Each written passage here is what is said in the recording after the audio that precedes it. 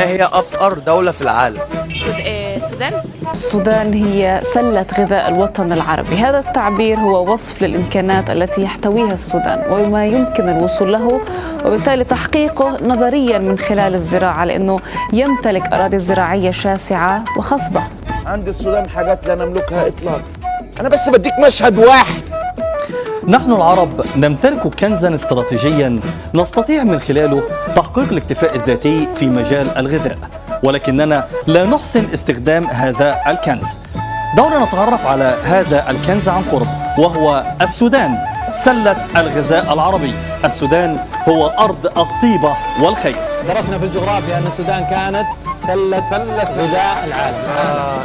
سلة غذاء العالم. يقال في السودان تزرع جميع الفواكه وجميع الخضروات وكل شيء، يعني تكفي السودان وتكفي العالم جميعا.